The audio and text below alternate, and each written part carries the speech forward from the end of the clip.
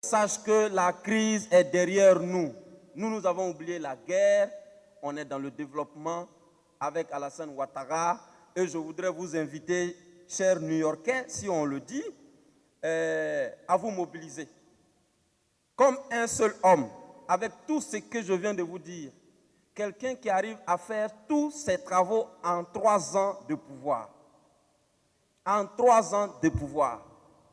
Qu'est-ce qu'il pourra proposer à la Côte d'Ivoire en 5 ans de pouvoir et en 10 ans de pouvoir? Imaginez la Côte d'Ivoire. Imaginez la Côte d'Ivoire. C'est pour cela que je voudrais terminer par vous demander de faire en sorte qu'en 2015, ce soit un coup KO au premier tour. Je vous remercie.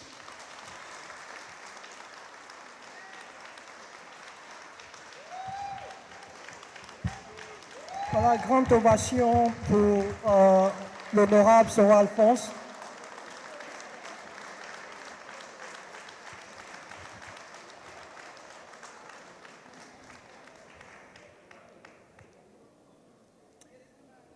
Voilà. Alors nous savions bien que un terrain d'applaudissement pour ces 2 médias qui sont présents ici.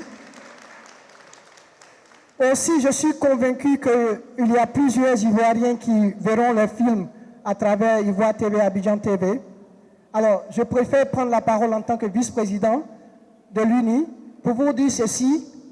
Tous les politiciens sans appartenance de parti peuvent intervenir sur le plateau de l'UNI. Voilà, il ne faudrait pas qu'on pense que la part du gâteau a été faite seulement au député Sora Alphonse. Nous avons décidé, voilà, c'est tout le monde qui peut intervenir lorsqu'il contacte l'UNI pour pouvoir intervenir. Ce n'est que la démocratie. Voilà, merci beaucoup. Alors, DJ, un peu de musique lorsque vous êtes prêts. Nous allons permettre à monsieur Siaka Konaté, que je demande d'ovationner très fort, le directeur des Ivoiriens à l'étranger. Voilà, monsieur Siaka Konaté va vous entretenir sur les logements sociaux. Monsieur Siaka Konaté, s'il vous plaît. Je n'ai pas la prétention d'avoir l'éloquence de mon prédécesseur, mais moi je viens surtout vous parler des ambitions du chef de l'État pour la diaspora.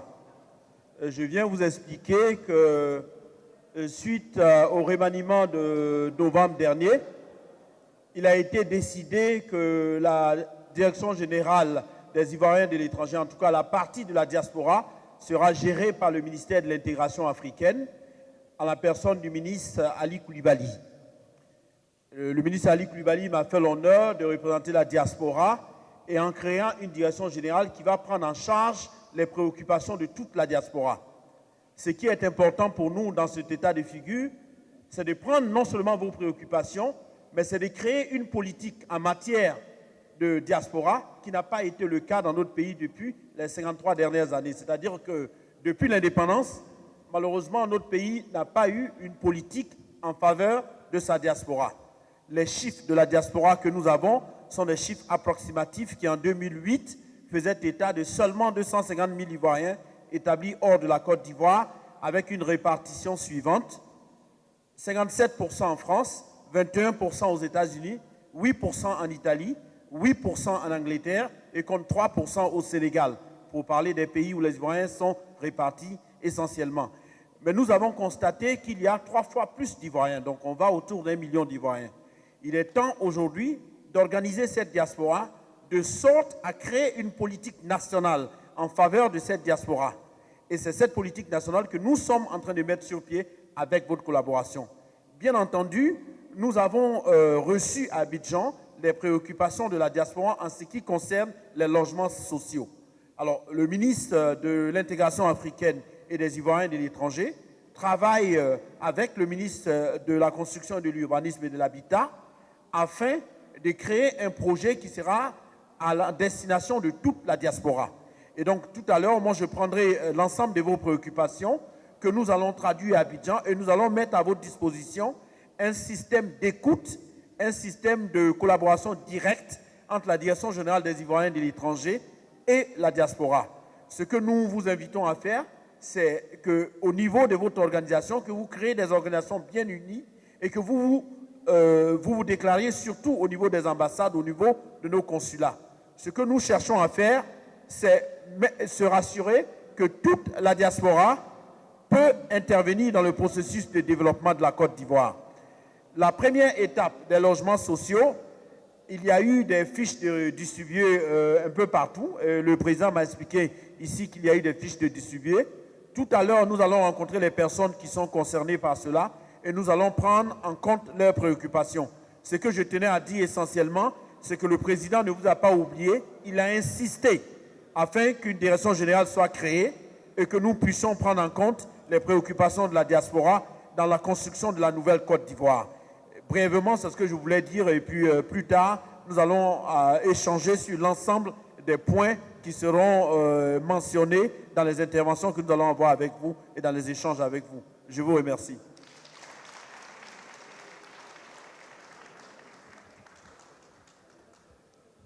Voilà, merci encore une fois de plus. Une grande ovation pour M. Siaka Konaté. Voilà, je crois que nous rentrons dans la troisième phase de cette rencontre. Bon, ma question se situe à deux niveaux.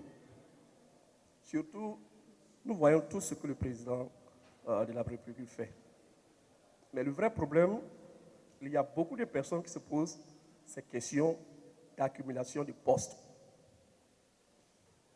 Et aussi, il y a beaucoup de murmures sur les questions de corruption.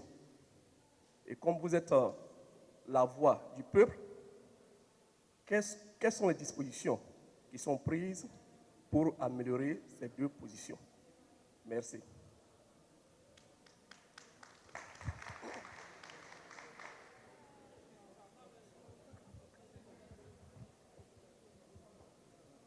Voilà, donc on a dit une série de 5 questions.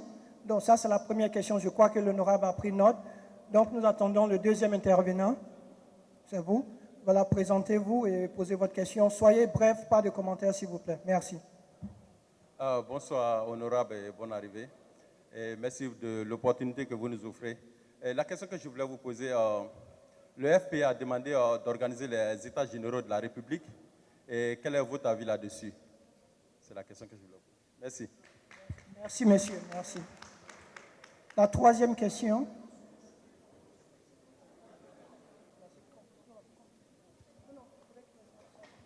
Je m'appelle Balo Salimata, ici de la commune de Yopougon, née à Abidjan et grandi à Yopougon. Bon, je suis venue d'Abidjan tout dernièrement en juin.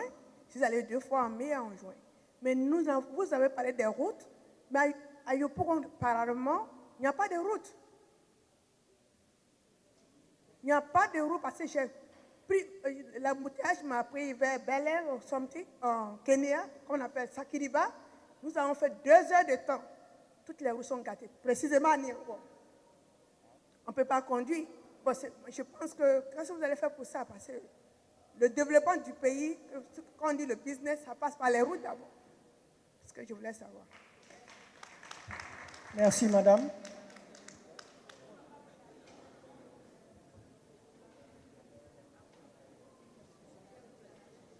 Bonsoir, Président, et bonsoir, Monsieur le Directeur, Monsieur Konaté. Et en fait, j'ai une série de 3 questions. Et la première question concerne l'honorable Soro, c'est-à-dire concernant le panier de la ménagère en Côte d'Ivoire. Bon, c'est un truc qui a été peut-être un peu oublié. Est-ce que vous pouvez nous expliquer, vous pouvez nous parler un peu du poids du panier de la ménagère en Côte d'Ivoire? Ça, c'est la première question. Et la deuxième question revient à M. Konaté.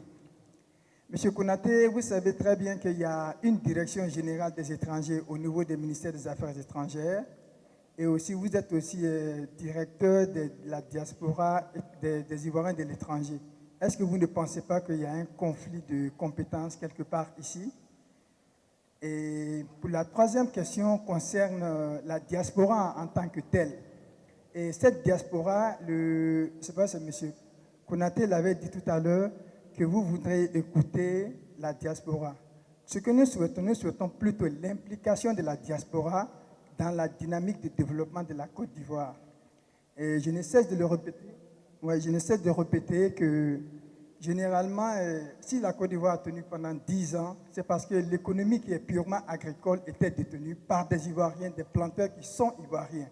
Et si on veut un développement durable soutenu, il faut qu'on se repose sur au moins des Ivoiriens. Est-ce qu'il y a-t-il des fonds qui sont disponibles pour aider les entrepreneurs ivoiriens? Parce que j'en suis un. Et dans ce sens, concernant les différents projets, concernant les logements, l'énergie, et la distribution d'eau et d'autres tels que le transport. C'était là ma série de questions. Je vous remercie. Merci, M. Ben Sissé. Alors, bonsoir. Ma question va directement au représentant de la diaspora qui est là aujourd'hui, qui est une opportunité pour moi. Et depuis que ce ministère a été créé, je pense que c'est la visite d'un membre de ce département à New York. Nous sommes organisés ici pour créer l'UNI. Et ces mêmes organisations passent d'État en État, parce que la semaine passée, c'était à Washington. Donc, ce qui veut dire qu'il y a une organisation interne déjà qui est en place. Au niveau du ministère, comme je vois par exemple dans les pays limitrophes comme le Sénégal et le Mali, il y a un conseil de l'étranger dans chaque pays. Est-ce que ce système sera pour le fait de la Côte d'Ivoire au niveau des États-Unis? Et depuis que nous avons créé l'UNI, nous n'avons pas de fonds de fonctionnement. Le bureau vit que dans la poche des membres du bureau, uniquement que dans les membres du bureau. Et il arrive à un moment que les membres du bureau, finalement, vont craquer. Est-ce que le ministère pense à financer ces structures internationales pour que nous puissions faire face aux problèmes de nos compatriotes dans les différentes sections que nous dirigeons? C'était ma question. Je voudrais remercier toutes celles et tous ceux qui ont donc fait part de leurs préoccupations. Je pense que cette deuxième partie de cette cérémonie est extrêmement importante parce qu'elle permet d'apporter des réponses précises à des préoccupations précises. Et pour les 5 premières questions, je vais peut-être m'atteler à répondre aux questions purement politiques, laissant la latitude à M. Konaté d'aborder les questions qui lui ont été directement posées. Le cumul de postes. Vous savez, je suis personnellement contre le cumul des postes. Ça, bon, pendant que nous étions en plein débat pour la désignation des candidats aux élections locales, c'était difficile. Mais je prends des positions que j'assume et j'ai dit en son temps, publiquement, devant les médias, que je n'étais pas d'accord avec l'accumulation des postes de responsabilité.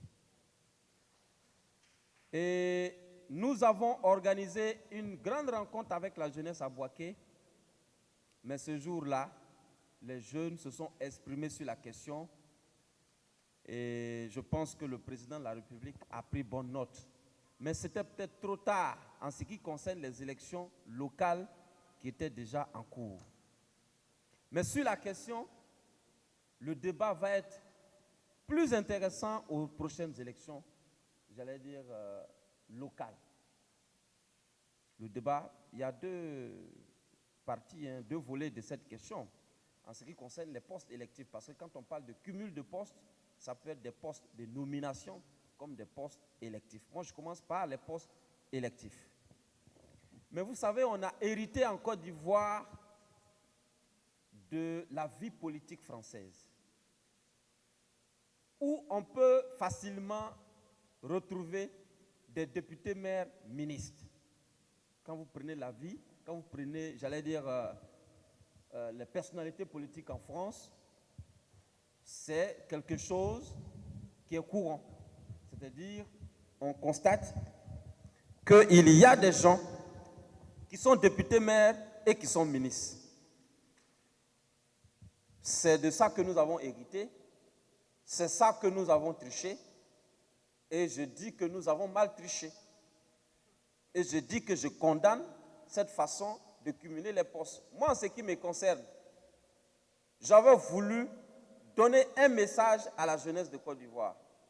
Parce que la jeunesse de Côte d'Ivoire est restée longtemps stigmatisée, cataloguée et présentée comme une jeunesse paresseuse, une jeunesse de rue, une jeunesse d'agora et de parlement, une jeunesse violente, une jeunesse sans connaissance, une jeunesse sans diplôme. Et nous disons, pendant que les choses ont changé à la tête de la Côte d'Ivoire, il faut que ces mêmes choses, il faut qu'on sente ce changement sur l'ensemble, j'allais dire, des compartiments de la vie politique nationale. Et nous avons été pour sensibiliser nos camarades jeunes pour qu'ils se présentent aux élections législatives. Nous, on cherchait une tribune pour dire que désormais, on ne s'exprime plus dans les agoras et parlements, mais la jeunesse s'exprime à l'Assemblée nationale. Ça, c'était notre combat, parce que c'est là-bas qu'il faut critiquer, parce que c'est là-bas qu'il faut argumenter, parce que c'est là-bas qu'il faut contribuer à la vie de la nation, et non dans la rue, et non dans des agoras et parlements, pour insulter ou ergoter sur les nationalités des uns et des autres. Et arrivent donc les élections locales, au niveau municipal, et puis bon, je vois toute une course effrénée de certaines personnes, et même de certains camarades qui ont voulu aller être maire encore. Je pense que c'est quelque chose que la base a totalement désapprouvé.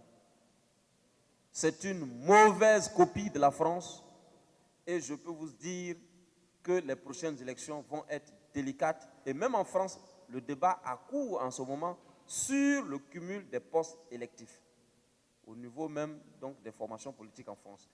J'ai foi qu'aux prochaines élections, on pourra se contenter d'un poste de député et laisser la latitude à M. Karamoko d'être le maire de la même localité. En ce qui concerne les postes de nomination, je ne sais pas si ça existe, mais c'est des choses qui ne sont pas forcément courantes. Ce qui est possible dans l'administration actuelle, donc en Côte d'Ivoire, c'est la possibilité d'être dans l'exécutif et d'être président du conseil d'administration d'une société d'État. Est-ce que ça, c'est un cumul? Je ne pense pas. En tout cas, c'est ma conviction, puisque le président du conseil d'administration n'intervient pas dans l'opérationnel et le quotidien donc, de l'entité. Donc, c'est des conseils, peut-être chaque 2 mois ou une fois chaque 3 mois. À partir de cet instant, on peut être, j'allais dire, ministre, ou on peut être conseiller du président de la République et président du conseil d'administration d'une société d'État. À partir de cet instant, je pense que ce genre de cumul sont pour moi acceptables. Mais il n'existe pas de gens qui aient en même temps 2 ou 3 postes de nomination au sein de l'exécutif. Ça n'existe pas. Ce n'est même pas possible, puisque vous ne pouvez pas assumer vos responsabilités. En ce qui concerne donc la corruption, nous sommes en train de travailler petit à petit à changer la Côte d'Ivoire. Ceux qui continuent cette pratique, qu'ils nous attendent, on arrive. Ils n'ont qu'à attendre Alassane Ouattara. Il vient, il arrive et il va arriver sur eux. Il va arriver sur ces personnes. On ne peut pas tout faire à la fois. On ne peut pas tout régler par coup de baguette magique. Il faut bien s'occuper de quelque chose. Il faut bien commencer quelque part. Le président est en train de s'attaquer aux choses sérieuses, j'allais dire aux choses élémentaire qui nous manquait. Une fois l'ensemble de ces chantiers lancés, je pense que c'est un regard qui sera jeté sur cet aspect des choses, de la gestion de la chose publique. Parce que ça continue malheureusement d'exister et de gangréner, j'allais dire, le fonctionnement de l'administration. Une chose est sûre, la corruption d'avant et la corruption aujourd'hui, il y a une grande différence. On ne peut pas aujourd'hui parler d'une corruption à 100% sans impunité. Ça n'existe plus dans l'administration ivoirienne. Il reste encore quelques poches de résistance. Mais vous savez, les habitudes sont difficiles à changer. Et petit à petit, c'est des choses qui vont être définitivement éradiquées. De toute façon, le président a une fermeté indescriptible sur la question. Et dès qu'on prend un, il a toujours donné l'exemple en le sanctionnant. Et des exemples sont là, de personnalités et non des moindres. Et le président a accepté, n'est-ce pas, de les sacrifier. C'était des proches. Mais il a accepté, donc, de sacrifier ces personnes. Et c'est pour vous dire que sur cette question, la corruption a fortement diminué en Côte d'Ivoire. Elle est en passe d'être éradiquée, mais nous ne pouvons pas aujourd'hui parler de 0% de corruption dans l'administration ivoirienne. Ce serait donc un discours politique. Mais ce qui est intéressant, c'est qu'il y a une transparence qui s'établit dans les nominations. Et il y a des appels à candidature pour pouvoir aux postes les plus importants et les plus stratégiques. Appel à candidature où on aurait pu nommer des militants. Mais le président, en tout cas, a demandé que ce soit des appels à candidature. C'est le cas donc, de celui qui dirige actuellement le CPC. C'est le cas de celui qui dirige donc, le SNEDEI. C'est des gens donc, qui ont été recrutés sur la base de leurs compétences, sur la base de leur CV. Le FPI demande les États généraux de la République. Moi, je suis personnellement contre cette proposition et je viens de le dire dans mon intervention. Quel est l'objectif recherché en demandant d'organiser des États généraux de la République? C'est pour faire quoi? Mais la vie des pays démocratiques, la vie des pays développés, la vie des pays sérieux, ça se déroule dans des élections et après dans la gestion quotidienne du pays et les preuves que tu fais de tes compétences, de tes capacités. Mais on ne va pas passer notre temps à organiser des forums. Les gens pensent que c'est des raccourcis pour eux pour, j'allais dire, éviter ou contourner certaines situations. On fait des états généraux pour faire quoi? Pour dire qui a gagné les élections? Non, la personne est connue, c'est Alassane Dramane Ouattara qui a gagné les élections. On fait des états généraux pour dire quoi? Pour que Gbagbo nous explique pourquoi il a refusé de reconnaître sa défaite. Non, on n'a pas le temps pour ça. Nous sommes dans le développement. On fait des états généraux pour quoi? Pour demander au président du tribunal d'Abidjan comment il va juger ceux qui sont des criminels et qui ont tué nos frères ivoiriens. Non, on n'a pas besoin d'états généraux pour que la justice fasse son travail. Donc, on fait états généraux pour faire quoi? Franchement, c'est une proposition pour moi qui n'a aucun sens. C'est une proposition, en tout cas, les intéressés pensent être plus malins. Mais à malin, malin et demi.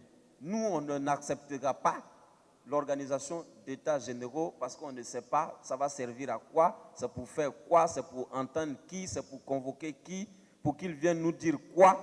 Alassane Ouattara a gagné les élections en 2010. Il est en train de travailler. Je viens de vous donner tous les chantiers qui sont en cours. Ça, ce n'est pas des promesses politiques, c'est des choses concrètes qui se réalisent, qui dans quelques mois seront visibles, seront achevées. C'est sur ça que nous, on consacre notre temps. On n'a pas du temps à passer à organiser un forum de réconciliation nationale bis qui ne va à rien servir. Gbagbo lui-même, au lendemain du forum de réconciliation, nous a dit que les résolutions du forum n'étaient pas des décisions, ce n'était pas une assemblée bis et que les décisions n'étaient pas imposables. Donc on n'a pas le temps. Franchement, vous imaginez le président de la République actuellement consacré du temps à aller s'asseoir pour, je ne sais pas, à faire quoi. On n'a plus le temps pour ça. Les gens pensent qu'on va passer le temps à faire de la politique. Non, le temps de la politique est terminé. Nous sommes dans le développement, nous sommes dans le concret, nous sommes dans les réalisations.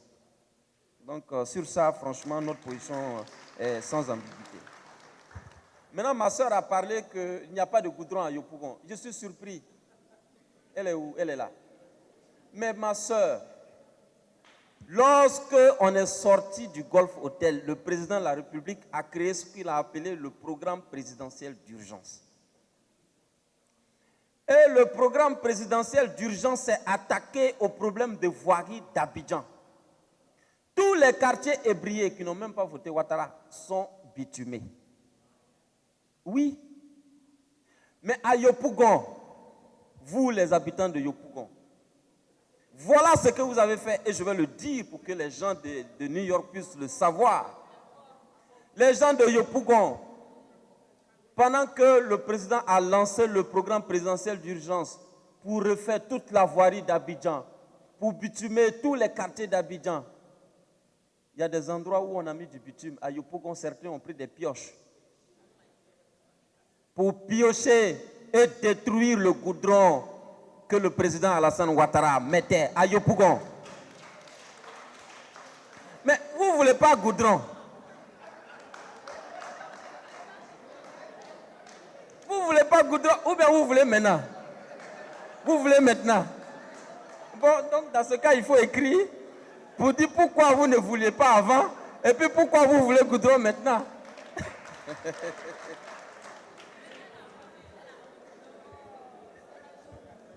Non, les gens sont terribles. Parce qu'ils ont dit non, on ne veut pas de toi, on ne veut rien. On ne veut même pas goudron. Franchement, et c'est à Yopougon, chez toi. Donc, je pense que on prend acte que maintenant vous voulez le goudron. On va informer le président que bon, vous avez changé d'avis.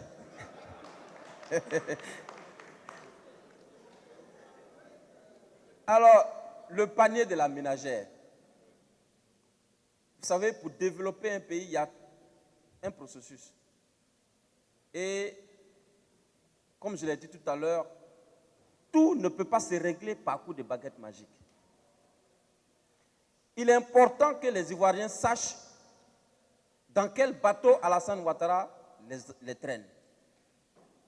On arrive, vous-même vous l'avez dit, la route précède le développement.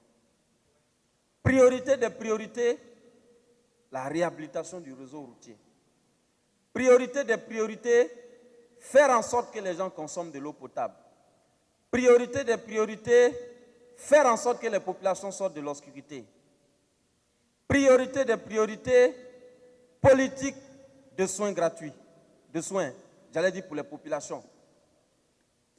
Écoutez, au même moment, il est difficile que tous les problèmes soient réglés au même moment. Par contre, ce que nous faisons, si la route Abidjan-Saint-Fra est bitumée, l'argent que nous avons pour bitumer la route Abidjan-Saint-Fra, nous pouvons le prendre pour subventionner les matières premières ou pour subventionner les produits de grande consommation. Nous avons la possibilité de le faire. Mais au lieu de prendre cet argent pour subventionner donc, les produits de grande consommation, tout de suite, on s'est dit, bon, écoutez, autant faire le bitume entre Abidjan et Saint-Fra. S'il n'y a pas de route d'Abidjan à Saint-Fra, les remorques qui ramènent de la banane seront naturellement chers. Parce qu'il n'y aura pas pratiquement de camions pour aller à Saint-Fra. Puisqu'il n'y a pas de route. Et les quelques rares camions qui y vont être naturellement chers, vont transporter une marchandise qui ne va pas suffire et va se poser le problème de la loi de l'offre et de la demande. Et donc, il y a deux problèmes. Problème d'offre et de la demande. Donc, en défaveur, j'allais dire, de la demande. Il n'y a pas suffisamment de bananes. S'il n'y a pas suffisamment de bananes, le prix augmente.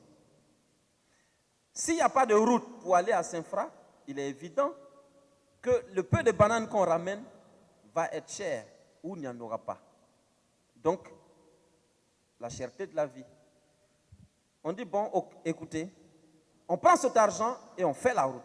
Mais quand la route est bitumée entre Abidjan et Saint-Fra, si hier c'était un camion qui partait, demain il y aura peut-être 5 ou 10 camions qui vont aller à Saint-Fra. Et ces 10 camions qui vont à Saint-Fra vont ramener davantage de bananes et vont faire en sorte qu'il y ait un renversement de la situation entre donc l'offre et la demande. Ce qui va faire chuter le prix donc des denrées. Et donc, on est dans un processus. On est dans un processus qu'il faut commencer quelque part. Le président a souhaité mettre la priorité sur les routes. Et c'est pour cela que vous entendez certains dire non, on ne mange pas goudron. Mais on mange goudron sans se rendre compte. Ce que je viens d'expliquer, est-ce qu'on ne mange pas goudron? Et donc c'est la réalité qui est là. Pendant que tous ces chantiers sont en cours, je pense qu'il faut donner un peu de temps pour que, j'allais dire, toutes ces choses qui ne dépendent pas forcément de l'État de Côte d'Ivoire. Nous importons le riz, nous importons la viande, nous importons du poulet. Tout cela ne dépend pas de la Côte d'Ivoire. Mais quand il pleut en Thaïlande et que la pluie ravage les plantations de riz et qu'il y a moins de riz qui arrive sur Abidjan, la faute n'est pas à Alassane Ouattara. Mais la possibilité existe de faire en sorte que donc il y ait davantage, j'allais dire, de riz qui arrivent pour qu'il soit moins cher, ou qu'on essaie de subventionner le peu de riz qui arrive. Mais au lieu de passer notre temps à subventionner ça, et on va passer le temps à manger, à danser et à chanter, alors qu'on a la possibilité de s'inscrire dans une dynamique de développement sur le moyen et long terme. Avec le président Alassane Ouattara, c'est la dynamique de développement et de réduction durable de la pauvreté sur un moyen et long terme. Et une fois qu'on aura inversé la tendance, j'allais dire actuelle, elle sera définitive parce que désormais, tout le réseau routier sera réhabilité et vous allez voir qu'Abidjan sera ravitaillé. Voilà un peu ce que je voudrais dire sur donc, le panier donc, de la ménagère.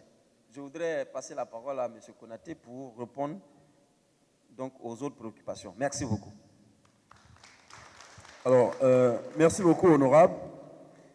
En ce qui concerne la question des conflits d'intérêts entre le ministère de l'intégration africaine des Ivoiriens de l'étranger et le ministère d'État chargé des Affaires étrangères, je pense qu'il n'y a aucun conflit d'intérêts. Le président de la République a décidé de prendre entièrement la diaspora en compte en ce qui concerne le développement de la Côte d'Ivoire. Il a décidé conséquemment, suite aux requêtes de la diaspora, lorsqu'il fait ses tournées à travers le monde, de créer un ministère et de trouver un cadre institutionnel qui va se charger de cela.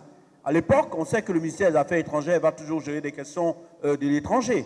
Mais il est important pour le président de la République qu'il y ait une personne ressource pour répondre des questions de la diaspora. Et cette personne, c'est monsieur le ministre Ali Koulibaly. Il m'a fait l'honneur de diriger une direction générale, moi-même étant ivoirien de l'étranger, des ivoiriens de l'extérieur, afin que nous puissions débattre de ces questions. Il n'y a aucun conflit d'intérêt. La responsabilité de la gestion quotidienne des Ivoiriens de l'étranger, conformément au dernier remaniement, revient à monsieur le ministre Ali Koulibaly, que je représente ici. Donc il n'y a aucun conflit d'intérêt. Bien entendu, nous allons nous fonder sur les chiffres qui sont à notre disposition. Les chiffres que je vous ai donnés un peu plus tôt sont les chiffres de 2008 de la direction des Ivoiriens de l'étranger qui étaient logés au sein du ministère des Affaires étrangères. Donc il y a une certaine évolution, il n'y a aucun conflit d'intérêt. Le ministère des Affaires étrangères, d'ailleurs, étant un ministère d'État. En ce qui concerne l'aide aux entrepreneurs, etc., je voudrais dire quelque chose de fondamental. Nous avons tenu le 22 juin à Paris, avec l'aide du CPC, qui est chargé de la promotion de l'investissement dans notre pays, dirigé par M. Esmail Essis. Nous avons tenu un forum à Paris. Le titre du forum, c'était Diaspora for Growth. C'était Diaspora pour la croissance. Il s'agissait, dans le cadre de l'Europe, de répertorier les Ivoiriens qui veulent investir dans leur pays et d'accompagner ces phénomènes d'investissement de sorte à créer des emplois. Et je ne vais pas trahir les conclusions de ce forum, Mais dans les estimations que j'ai reçues du CPC, on parle de plus de 9 milliards d'intentions d'investissement, 9 000 milliards d'intentions d'investissement et donc de potentielle création d'emplois de 3 000 emplois environ. Donc il y a quelque chose qui est fait sur ce plan. Le CPC, vous savez, vous aide en Côte d'Ivoire à créer une entreprise en 48 heures. Tout est réuni dans le même bâtiment afin que vous puissiez faire toutes les démarches pour créer votre entreprise et puis investir dans votre pays. Donc nous sommes en train de réfléchir sur la possibilité de la création d'un fonds d'aide à l'investissement, mais aussi de réfléchir sur la création d'un fonds d'aide au retour potentiel des Ivoiriens qui veulent retourner vers leur pays. Mais il faut faire la distinction au niveau des Ivoiriens de l'étranger. Il y a plusieurs vagues. Je vous ai entendu parler de la comparaison entre le Sénégal et le Mali. Des pays comme le Sénégal et le Mali ont des vagues différentes d'émigration comparées à la Côte d'Ivoire. Dans le cas du Mali, c'est une immigration qu'on a demandé. Les Français ont dit, on a besoin de tel nombre de travailleurs, est-ce que vous voulez venir? Donc, ils ont des lois bien précises entre ces pays et les pays d'accueil. Ce n'est pas le cas de la Côte d'Ivoire. Le cas de la Côte d'Ivoire, on a plusieurs, l'Office international de la migration détermine 5 formes d'immigration.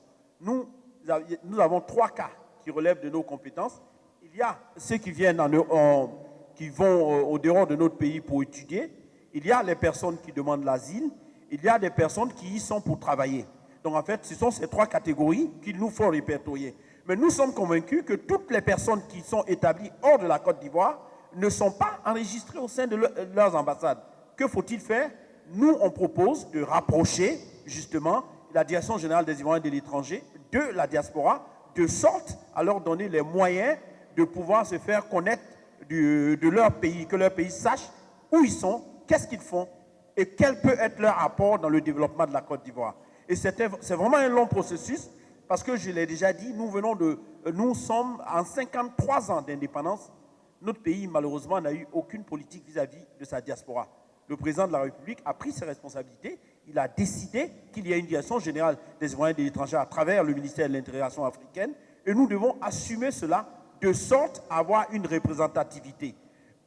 Notre formule, c'est peut-être d'évoluer vers une représentativité dans le futur au sein de l'Assemblée nationale. C'est une forme qui est très intéressante parce qu'elle permet aux Ivoiriens de l'étranger d'avoir leur mot à dire dans le développement de leur pays, d'aussi opposer les politiques et d'évoluer ainsi pour faire connaître leur point de vue. Donc, moi, je voulais vous dire quelque chose. Nous sommes clairs sur ce qui doit être fait pour les Ivoiriens de l'extérieur. Moi-même, j'ai vécu en Angleterre pendant 20 ans. Je suis entré en Côte d'Ivoire il y a à peine 1 an et demi. Donc, je pense que nous avons suffisamment d'atouts pour parler de la diaspora. Donc, il y a un certain nombre de travail qui est en train d'être fait. Alors, je vais voir si j'ai relevé toutes les questions. Alors, il s'agissait aussi en dernière question d'un problème financier. Alors, moi, je pense que le premier problème, c'est l'organisation de la diaspora. Il y a tout un schéma que nous devons suivre. Et je vais vous dire rapidement ce que nous comptons faire pour ce schéma. Sur ce schéma, il nous faut d'abord déterminer les buts et les capacités d'investissement, de savoir, de rapatriement de fonds de la diaspora. Je vais vous donner quelques chiffres. Les Ivoiriens établis hors de la Côte d'Ivoire contribuent de moins de 1% à notre PIB. Pourtant, les étrangers établis en Côte d'Ivoire envoient 10 fois plus d'argent vers leur pays que nous n'envoyons vers notre pays. Donc, il y a quand même un manque à gagner. Ça veut dire que nous devons motiver notre diaspora par rapport au soutien national sur place, qu'ils soutiennent leur famille, qu'ils aient envie de créer des entreprises. Pour cela, nous devons connaître la diaspora et nous devons bâtir la confiance avec la diaspora. Bâtir la confiance avec la diaspora, ça veut dire avoir un interlocuteur fiable pour la diaspora. Quelqu'un sur qui, ou une organisation sur laquelle la diaspora peut compter lorsqu'elle a des projets. Et le prochain forum Diaspora for Growth, monsieur le DG du CPC et le ministre de l'intégration africaine et des Ivoiriens de l'étranger, ils sont en train de réfléchir sur le prochain forum qui pourrait se tenir aux États-Unis. Ça sera une possibilité de rapprocher les sources d'investissement des Ivoiriens qui sont établis ici. Alors, ce sont ces différents éléments que je voulais vous donner. Lorsque nous voulons parler de la diaspora, il y a énormément de choses à dire. Maintenant, il y a un interlocuteur. Nous sommes en train de créer un site Internet suffisamment efficace qui vous permet d'avoir toutes les informations que vous souhaitez sur votre pays. En tout cas, nous sommes là Et tout à l'heure, avec beaucoup de plaisir, nous allons partager les contacts de la direction générale et du ministère de l'intégration africaine. Nous sommes en train de travailler sur énormément de projets, surtout le projet des logements sociaux, que le ministre souhaite avoir un projet uniquement dédié à la diaspora. C'est-à-dire que nous estimons que vous avez une part incontournable dans le développement de la Côte d'Ivoire et nous avons une chance de saisir cette opportunité. Je pense que nous devons la saisir. Je pense avoir fait le tour d'horizon des différentes préoccupations qui m'ont été exprimées. Merci. Alors, par rapport au Conseil des Ivoiriens de chaque pays, je pense, j'ai un peu répondu à cela. Nous, on penche plus pour cette forme, mais il faut comprendre que le cas du Sénégal et le cas du Mali ne s'appliquent pas forcément à la Côte d'Ivoire. Mais nous, on pense qu'il faut d'abord organiser la diaspora à l'intérieur des pays d'accueil, et puis ensuite susciter un organisme qui sera au-dessus de toute la diaspora. Oui, ça pourrait être une proposition sérieuse sur laquelle nous travaillons.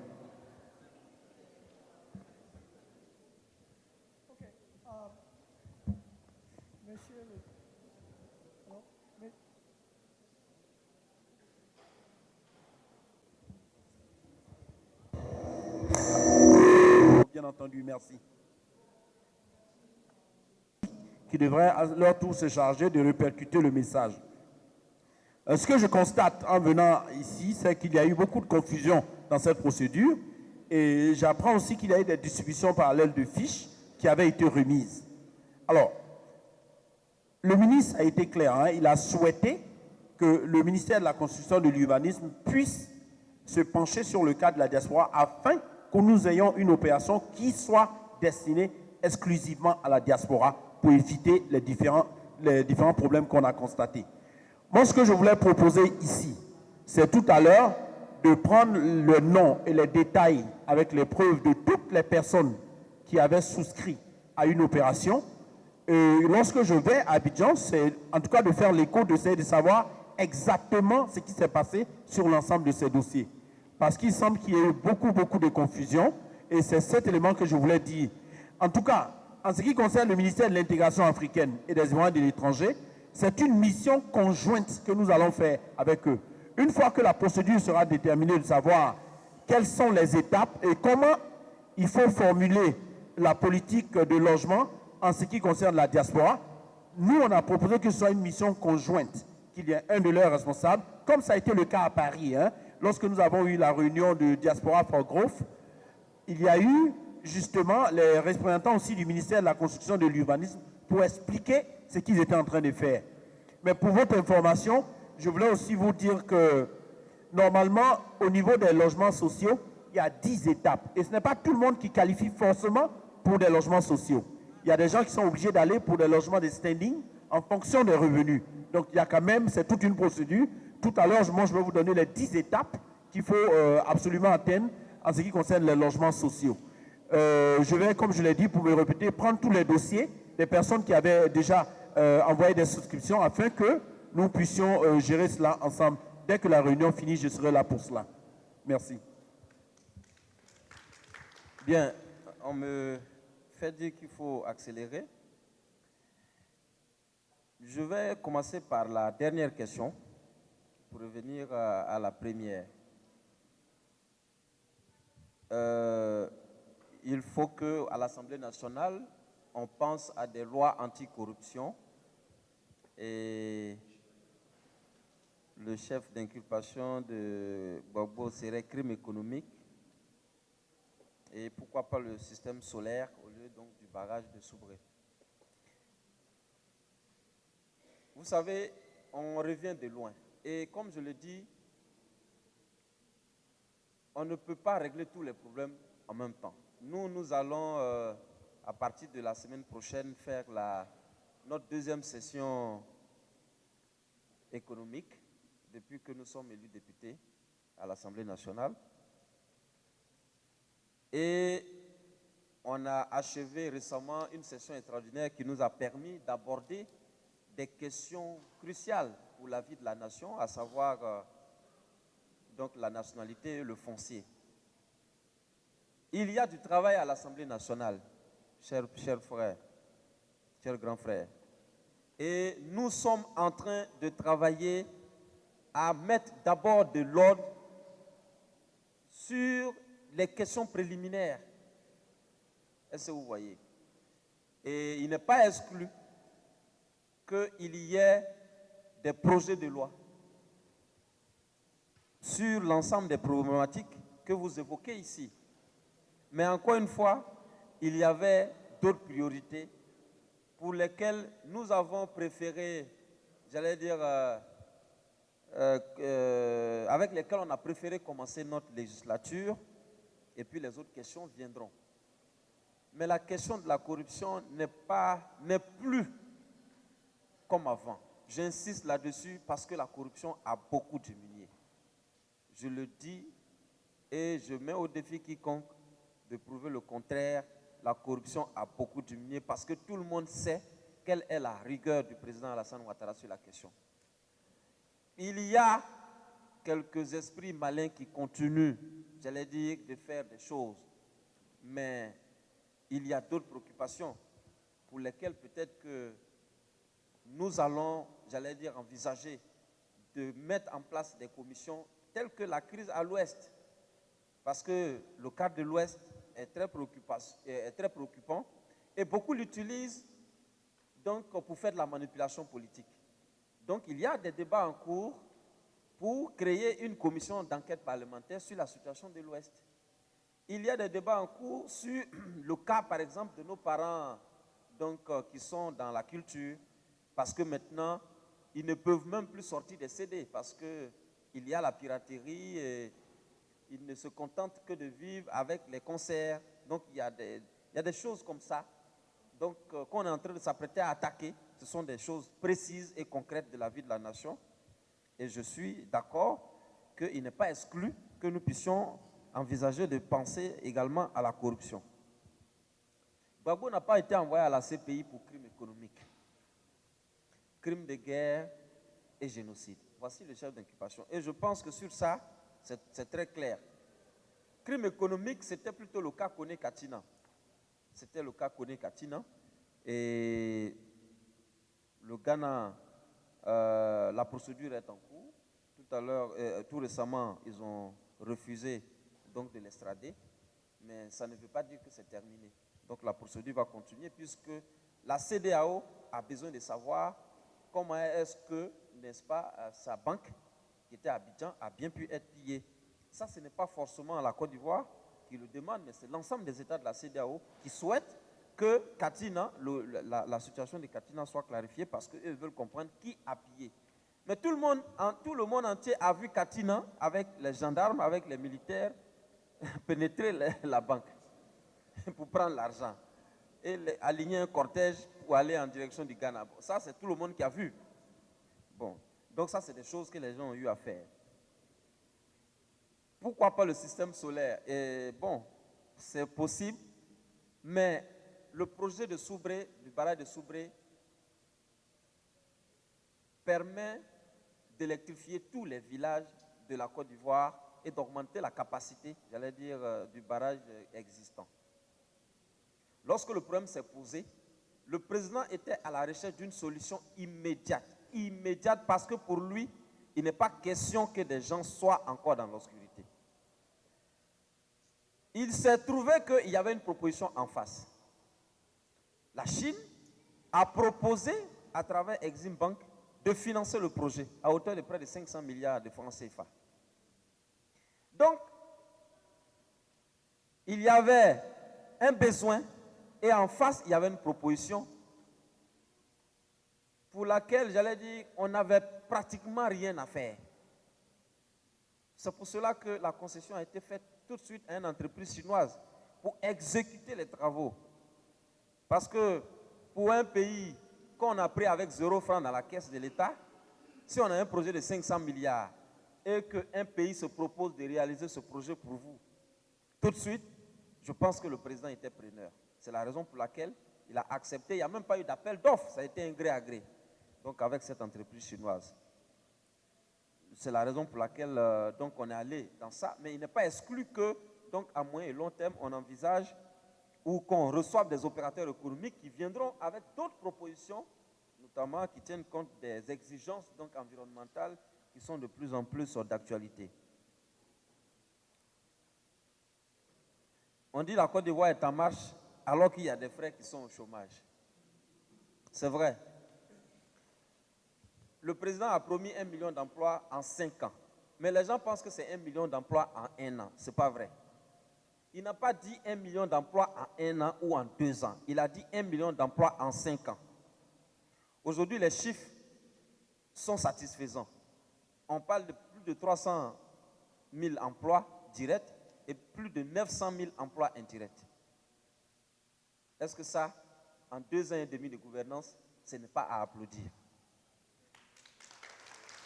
Donc, et les 4 millions de chômeurs, il ne faut pas qu'on croie qu'après les 5 ans de Ouattara, il n'y aura plus de chômeurs en Côte d'Ivoire. Après les 5 ans, il y aura maintenant 3 millions de chômeurs. Il n'y aura plus 4 millions, il y aura 3 millions de chômeurs. Et tant qu'il y a, même si c'est 1 million de chômeurs, on va toujours sentir qu'il y a un voisin qui est dans la souffrance et qui attend du travail. Donc je pense que si vous vous mobilisez à New York pour faire en sorte que Alassane Ouattara est réélu en 2015 et que certainement il propose 2 millions d'emplois en 5 ans, vous allez voir que les 4 millions de chômeurs en 2 mandats de Alassane Ouattara, il ne restera plus que 1 million de chômeurs. Donc ça, je pense que c'est donc la voie sur laquelle nous travaillons. Mais le cas des entreprises chinoises, c'est difficile. Mais rassurez-vous que le gouvernement a obtenu de ces entreprises que toute la main-d'œuvre ne vienne pas de la Chine. Il y a une forte partie, une grande partie de la main-d'œuvre qui vient de la Chine. Parce que c'est la politique chinoise de faire en sorte de faire travailler des entreprises chinoises qui emploient, n'est-ce pas, des Chinois. Et donc, sur cette question, il est difficile donc, de demander qu'ils viennent avec 0 Chinois. Ça, je pense que ce sera difficile. Mais la Chine, souvent, a une proposition de plus que les autres. Pendant que les autres négocient avec nous sur quelle est notre quote-part et quelle est la quote-part qu'ils peuvent apporter, tout de suite, la Chine propose le financement. Tout de suite. Ils disent, bon, ok, nous, on finance. On sort de crise, il y a des urgences. Il y a des urgences. Les gens n'ont pas d'eau dans les communes d'Abidjan. Il n'y a pas de route à Abidjan. Lorsque le président a décidé de lancer le projet pour qu'il y ait l'eau potable partout à Abidjan, la Chine a proposé tout de suite de déposer les 25 milliards sur la table. Mais on fait quoi? On refuse les 25 milliards parce qu'on veut faire employer des Ivoiriens, ou on accepte les 25 milliards, même si c'est des Chinois qui réalisent les travaux, au moins ça permet à toute la population abidjanaise de consommer de l'eau potable. Je pense que ce n'est pas des propositions qu'on peut refuser. Mais il est obtenu de la part de ces entreprises chinoises qu'une partie, au moins 30%, donc soit une main-d'œuvre locale. Et je peux vous assurer qu'avec l'ensemble des chantiers qui sont en cours, il y a beaucoup de personnes qui ont du travail et qui sont sorties du chômage. Bon, l'APC est un comité de réconciliation bis. Chers amis, avec ce que je viens de t'annoncer comme nouvelle, en ce qui concerne la candidature de Konan Banny aux élections de 2015, qui annonce en grande pompe que Ouattara a échoué, je pense qu'on a eu tort d'avoir trop tôt raison. Parce que, écoutez, nous sommes concrets. Le président de la République a décidé de faire la différence en 5 ans. Il est en train de faire cette différence-là. Il a dit, les gens se sont beaucoup amusés dans ce pays. On va montrer que ce pays peut être géré autrement. On va montrer qu'en 5 ans, on peut transformer la Côte d'Ivoire. Quand il faisait la campagne, il a dit, donnez-moi 5 ans pour transformer la Côte d'Ivoire. On n'a pas le temps à perdre.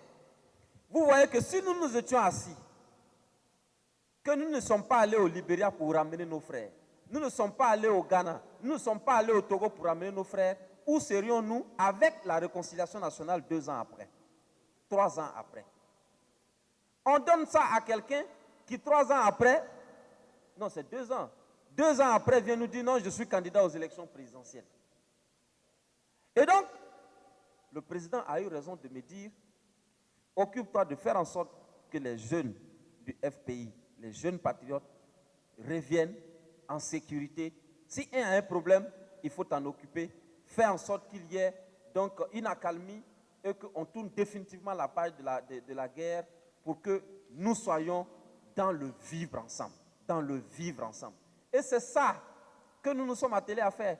Mais si nous ne l'avions pas fait, que serait aujourd'hui la Côte d'Ivoire? On serait avec nos yeux pour pleurer, alors qu'on a confié cette tâche à quelqu'un. Donc la personne, je ne sais pas quel est le bilan réel, et 2 ans après vient nous dire non, non, non, en fait, ce que vous m'avez donné, ce n'est pas ça qui m'intéresse. Moi, c'est parce que je veux être président de la République. Donc c'est la raison. J'allais dire que c'est une preuve qu'on a eu raison, le président a eu raison, de poser des actes. Et le président a posé des actes concrets. Le président n'a pas attendu la CDVR. Le président n'a pas attendu la CDVR. On a libéré la direction du FPI, ce n'est pas à la demande de la CDVR. On a libéré près de 3000 prisonniers, ce n'est pas à la demande de la CDVR. Quand le président part dans la sous-région, il a toujours demandé à tous ceux qui sont là-bas de revenir en Côte d'Ivoire. Et donc, on n'a pas attendu la commission Dialogue, Vérité et Réconciliation nationale pour faire le travail. Parce qu'il fallait que chacun le fasse, il fallait qu'on avance. Peut-être que c'est parce qu'on savait aussi que, bon, il y avait peut-être trop d'ambition en bas qui allait biaiser la mission de la CDVR, que nous avons pris nos responsabilités en faisant en sorte que le travail soit fait et que la Côte d'Ivoire avance sur le chantier de la réconciliation. Et je peux vous dire aujourd'hui que d'ici 1 an, tous les exilés seront de retour. Je peux vous dire, et ça ne nous intéresse même pas, parce que même quand on les fait rentrer, le lendemain, ils s'en vont nous insulter. Mais ça, c'est la démocratie et la liberté d'expression. Afi Nguessan qui vient de sortir, il n'a même pas encore déposé sa valise à la maison, il a commencé à attaquer Alassane. Il est sorti de Bouna. Avant d'arriver à Abidjan, il a fait une déclaration en route, entre Agniblekro et à Bengourou. Il a commencé à attaquer. Laurent Akoun, on l'a condamné pour combien de mois? À peine il est sorti, ça a repris. Quoi, Justin, on n'en parle pas. Mais c'est la liberté d'expression. Nous, on n'est pas là. On ne s'occupe même pas de ça. On ne s'occupe même pas de ça. Parce que de toute façon, le pouvoir d'Alassane Ouattara, tu vas faire ce que tu veux faire. Tu vas dire ce que tu vas dire. Tu vas t'organiser avec qui tu peux. Avec tous les mercenaires du monde entier que tu peux. Ce pouvoir, tu ne peux pas l'enlever par un coup d'État. Tu ne peux pas. Donc nous, bon, à la limite, ça nous amuse, quoi. Bon, ça nous amuse. Parce que tu ne peux pas l'enlever. Ce n'est pas possible. Lui, là, tu ne peux pas. Ce n'est pas possible. Et donc, vous voyez, le président est rentré de New York. On parle États-Unis. Il dit non, non, non, allons-y. On n'a qu'à organiser des élections. Les élections de 2015. Pour nous, c'est clair. Désormais, la vie de la nation, tu veux proposer tes services, tu vas à une compétition électorale. Si les Ivoiriens te désignent, tu viens, tu fais tes preuves. Ça s'arrête là-bas. Le reste là, le verbiage, le bavardage, ça a assez duré. On a fait 10 ans, on a fait 20 ans dedans. Les gens ont bavardé pour rien. Je viens de vous dire, en 2 ans et demi, tout ce qu'il y a comme chantier. Je ne dis pas que c'est des chantiers qui vont se faire. C'est des chantiers qui sont en cours et qui vont finir dans quelques semaines, dans quelques mois. C'est ça le concret. C'est de ça que les Ivoiriens ont besoin. C'est de ça que les Ivoiriens ont besoin. Voilà ce que je voudrais dire. Merci beaucoup.